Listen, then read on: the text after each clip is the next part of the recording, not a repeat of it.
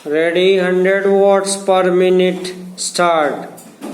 संविधान में आदिवासी हरिजनों की उन्नति के लिए प्रण किया गया था कि 10 साल में उनकी सामाजिक तथा आर्थिक स्थिति को सुधार देंगे, लेकिन यह सरकार उसमें भी असफल रही। इस समय को 4 बार 10-10 साल के लिए बढ़ाया जा चुका है, लेकिन फिर भी उनकी आर्थिक और सामाजिक उन्नति नहीं हो रही है। इसमें यह सरकार बिल्कुल असफल रही है।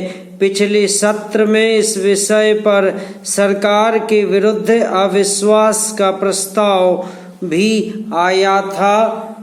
इसलिए मेरा कहना है कि भारत में इस समय जो बेकारी की समस्या है वह इस ढंग की समस्या है जिसके रहते देश को उन्नत बनाने का नक्शा हम सोच रहे हैं। पैरा सभापति महोदय, वह केवल एक स्वप्न ही रह जाएगा। ऐसी हालत में मैं अनुभव करता हूँ कि आपातकाल की घोषणा की जाए और इस देश के जो बुद्धिमान लोग हैं उनको लेकर एक सर्वदलीय सरकार स्थापित की जाए।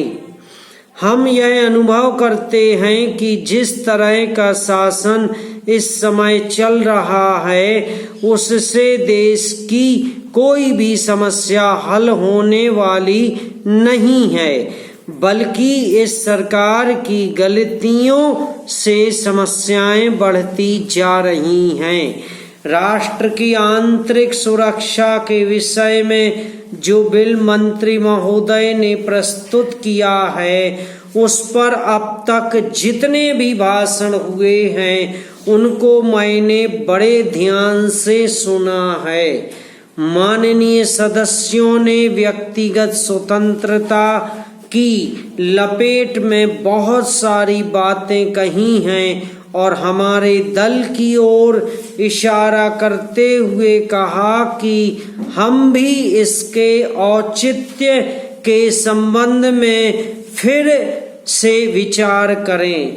मैं जहां तक समझ पाया हूं, हमारे गृह मंत्री जी को इस बिल को प्रस्तुत करने में कोई सुख नहीं हुआ, बल्कि वर्तमान परिस्थितियों को दृष्टि में रखते हुए उनको दुख हो रहा है। आज जब हम नागरिक सुरक्षा, व्यक्तिगत सुरक्षा और स्वतंत्रता की बात करते हैं तो सबसे पहले उसमें व्यक्तिगत सुरक्षा की बात आती है। प्रत्येक नागरिक इस राष्ट्र की अपनी सत्ता में रहकर सुरक्षित रहना चाहता है। हमने इस बात की सुरक्षा अपने संविधान में दी है और हम यह आशा करते हैं कि राजनीतिक दलों में आपसी मतभेद होते हुए भी राजनीतिक मतभेद का आदर होना चाहिए। मतभेद होते हुए भी शांति और सुरक्षा बनी रहनी चाहिए। पैरा माननीय सदस्य पूछते हैं कि ऐसी कौन सी असाधारण परिस्थिति आ गई थी जिसके कारण आपकी नजरबंदी बिल लाना पड़ा।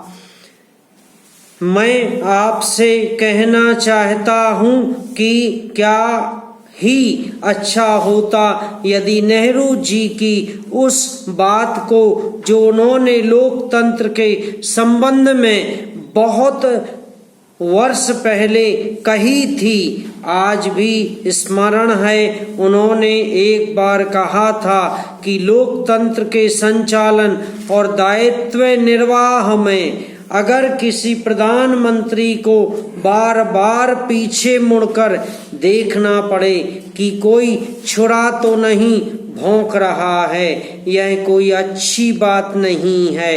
यदि इस प्रकार की परिस्थिति देश में पैदा हो जाए राजनीतिक दृष्टि से बांग्लादेश हो, सांप्रदायिक दृष्टि से देश के विभिन्न स्थानों पर सांप्रदायिक दंगे हो रहे हों, उनका डटकर मुकाबला करते हुए यदि हम अपनी जनता की रक्षा की गारंटी दे सकें और सुचारू रूप से अपने आर्थिक कार्यक्रमों को चला सकें, तो फिर किसी बिल की आवश्यकता नहीं है। आज कुछ लोगों का संबंध चीन से जुड़ा हुआ है। समाप्त।